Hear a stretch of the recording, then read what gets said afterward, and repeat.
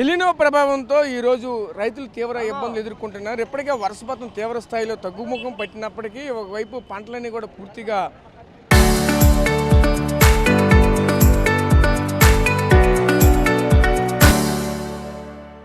కుదేలవుతున్న నేపథ్యం కూడా కనిపిస్తూ ఉన్నది. ఇదే క్రమంలో ఒకవైపు అధికారులు ప్రత్యేకమైన పంటలు అయితే చూపించమంటున్నారు. దీనికి సంబంధించి చూసుకుంటే ఏదైతే ఇప్పుడు పండిన కూడా పంటలకే సరైన గిట్టుబాటు ధర కూడా లేకుండా రైతుల పరిస్థితి కూడా అగమ్య గోచరంగా మారుతున్న నేపథ్యం కూడా కనిపిస్తూ ఉన్నది.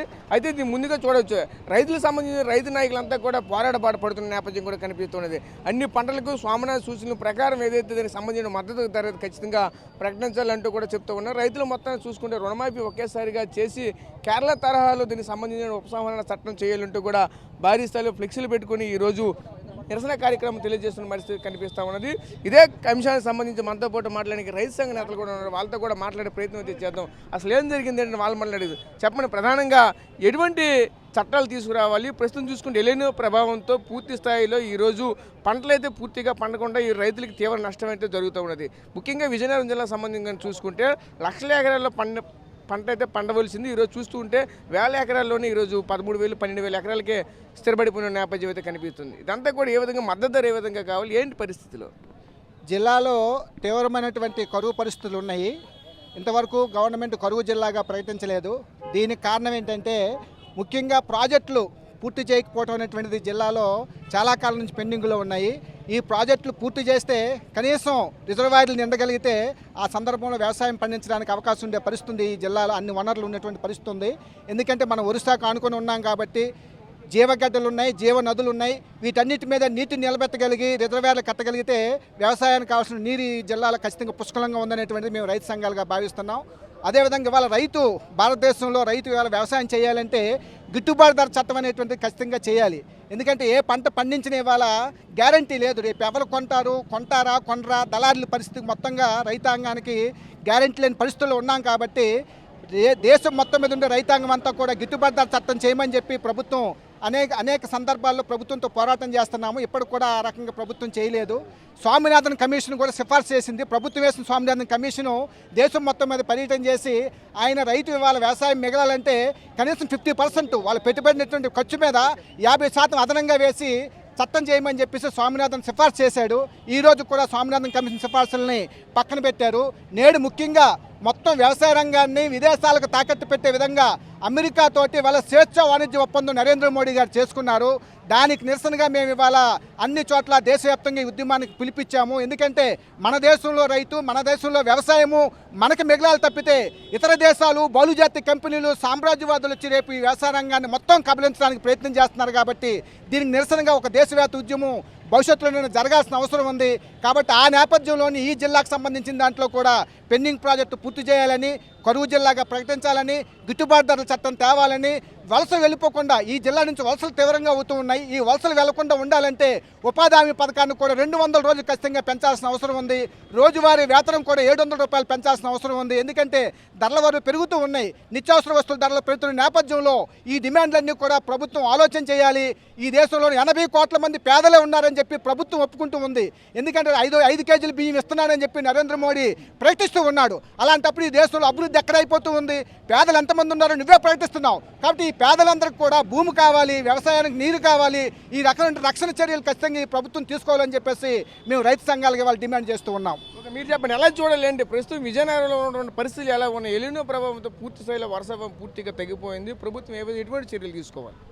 ఈవేళ నా పేరు వేమిరెడ్డి లక్ష్మీనాయుడు, జిల్లా రైతు సంక్షేమ సంఘ అధ్యక్షుడు. ఈవేళ జిల్లాలో ఒక్క వాన చుక్కు పడలేదు. ఈవేళ ఆ ఆకుబళ్ళకి మా బళ్ళుతోని కొండలతోని మోసుకొని చాలా ఇబ్బందులు పడుతున్నారు. ఎక్కడ ఏ ప్రాజెక్టులు కూడా నీరు చుక్కలేదు. ఆ నారుబళ్ళు కూడా ఉంటాయో ఉండవో తెలియవు. అటువంటి పరిస్థితుల్లో ఈ ప్రభుత్వం ఏమాత్రం స్పందించకుండా నిమ్మక నీరుతో వ్యవహరిస్తుంది.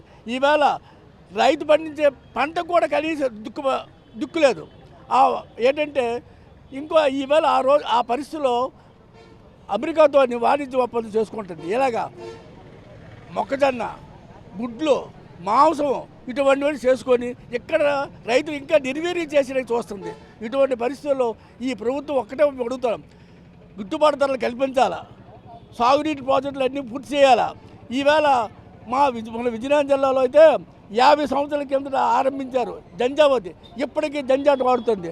అలాగే అన్ని ప్రాజెక్టులు కూడా సగం చేశారు. దాంతో ఒక్క సాగునీరు అందలేదు. ఇటువంటి పరిస్థితుల్లో మరి ఈ ప్రభుత్వం ఏం చేస్తుంది?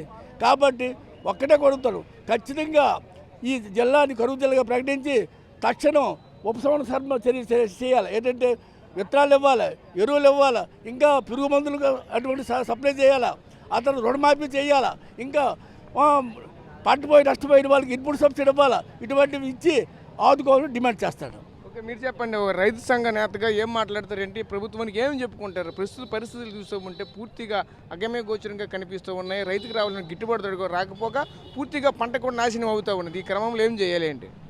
ఈరోజు కేంద్ర ప్రభుత్వం రైతాంగాన్ని పూర్తిగా నాశనం చేసే విధంగా కార్పొరేట్ బహుళ జాస్తి సంస్థలకి ఈ రైతుల తాలూకా ఆదాయాలు కట్టబెట్టే విధంగా ఈరోజు విధానాలు తీసుకొస్తుంది. అందులో భాగంగా విత్తన చట్టం సవరణ చేశారు.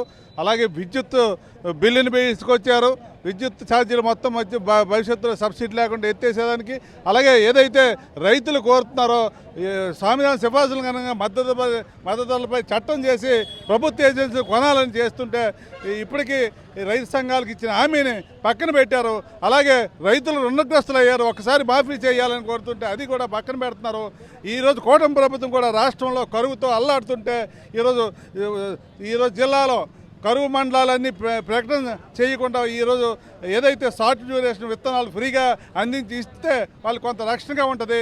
ఈరోజు జిల్లాలో సహకార రంగంలో ఉన్న ఒక షుగర్ ఫ్యాక్టరీని ఈరోజు దాన్ని లిక్విడేషన్ పేరుతో ప్రభుత్వం దాన్ని కూడా వాళ్ళు అనుయాయులు కట్టబెట్టే విధంగా చేస్తుంది. అలాగే ఈరోజు ఏదైతే పాల రైతులకి విశాఖ డైరీ అన్యాయం చేసి అవినీతి చేసిందో శాసనసభ కమిటీ రైతు పోరాటాలతో వేసిన దాన్ని ఈరోజు కమిటీ రిపోర్టు పెట్టకుండా దాన్ని సాత్సారం చేస్తున్నారు. అలాగే ఈరోజు జిల్లాలో పెండింగ్ ప్రాజెక్టులోకి కనీస నిధులు ఇవ్వకుండా ఈరోజు దశాబ్దాల తరబడి అవి నిర్లక్ష్యం గురవుతున్నాయి. ఈరోజు ఉత్తరాది సుజల సమితి కాలువ అలైన్మెంట్ ఈ కింద నుంచి తీసుకెళ్లి ఎక్కువ ప్రభుత్వాన్ని బారు రైతాంగం నష్టం చేసే విధంగా కాంట్రాక్టులు దోపిడీకి ఉపయోగపడంగా దాన్ని చేసే దాన్ని అలైన్మెంట్ మార్చి దానికి నిధులు ఇచ్చి పూర్తి చేయాలని ఈరోజు డిమాండ్ చేస్తాం. లేకపోతే భవిష్యత్తులో రైతాంగం పెద్ద ఎత్తున కేంద్ర రాష్ట్ర ప్రభుత్వ విధానాలకు వ్యతిరేకంగా పోరాడతామని తెలియజేస్తాం. సో చూసాం కదా, ఒకటే చెప్తూ ఉన్నారు. ముఖ్యంగా చూసుకుంటే ఈరోజు ఎలినో ప్రభావంతో పూర్తి స్థాయిలో రైతాంగం అంతా కూడా తీవ్రంగా నష్టపోతూ ఉంది. ఇదే క్రమంలోనే ఒకవైపు కరువు జిల్లాగా ప్రకటించాలి. ఇప్పటికే కరువు మండలం కొన్ని ప్రాంతాలు ఉన్నప్పుడే కూడా ఎంతవరకు కూడా ప్రకటన అధికారికంగా ప్రకటన చేయలేదు. లోపల ఉన్నటువంటి అధికారులు అయితే ఈ ప్రాంతం అంతా కూడా కరువు ప్రాంతంగా ఒకవైపు నిర్ధారించుకున్నప్పటికీ కూడా అధికారికంగా ఇంతవరకు కూడా ప్రకటన చేయకపోవడంతో తీవ్ర అవస్థలు పడుతూ ఉన్నారు. ముఖ్యంగా చూసుకుంటే రైతులకు కావాల్సినటువంటి విత్తనాలు కానీ, రైతులకు కావాల్సినటువంటి ఎరువులు కానీ, రైతులకు కావాల్సినటువంటి పురుగు మందులు కానీ అవన్నీ కూడా సబ్సిడీ రూపంలో వెంటనే తక్షణమే అందజేయాలని చెప్తూ ఉన్నారు. అదేవిధంగా మరోవైపు ప్రధానంగా చూసుకుంటే ఉత్తరాంధ్ర శృతి సేవలకు సంబంధించిన కాలువ దానికి సంబంధించి అమెండ్మెంట్ కూడా మార్చాలంటూ కూడా చెప్తూ ఉన్నారు. దీనికి సంబంధించి అదేవిధంగా అమెరికాతో కుదుర్చుకున్నటువంటి వాణిజ్య ఒప్పందాలు కూడా రద్దు చేయాలంటూ కూడా చెప్తూ ఉన్నారు. అయితే దాని ప్రభావం అయితే తీవ్రంగా రైతులపై రానున్న రోజుల్లో పడబోతుంది. దీనికైతే మేమంతా వ్యతిరేకంగా అంటూ కూడా రైతులు ముక్కండగా చెప్పుకున్న నేపథ్యం కనిపిస్తూ ఉన్నది. ముఖ్యంగా చూసుకుంటే విజయనగరం జిల్లాలో పలు ప్రాజెక్టులు పూర్తిగా పెండింగ్లో ఉండిపోవడం కారణంగానే ఈరోజు పూర్తి స్థాయిలో సరైనటువంటి పంటలు పండకపోవడానికి ప్రధాన కారణం అంటూ కూడా చెప్తున్నారు. ముఖ్యంగా ఆ ప్రాజెక్టులన్నింటినీ కూడా పూర్తి స్థాయిలో అమలు చేయాలంటే కూడా పూర్తి స్థాయిలో అవన్నీ అభివృద్ధి దిశగా ముందుకు వెళ్ళాలని కూడా చెప్తూ ఉన్నారు. కూటమి ప్రభుత్వాన్ని నమ్మి కూటమి ప్రభుత్వానికి ప్రజలైతే ఓట్లేశారు, కానీ కూటమి ప్రభుత్వం కూడా చేసేదేమీ లేదంటూ కూడా మరోవైపు ప్రభుత్వానికి కూడా ఎద్దేవా చేస్తున్న నేపథ్యం కూడా కనిపిస్తూ ఉన్నాయి. Camera person Naidu Rajesh RTV Vizianagaram జిల్లా నుంచి.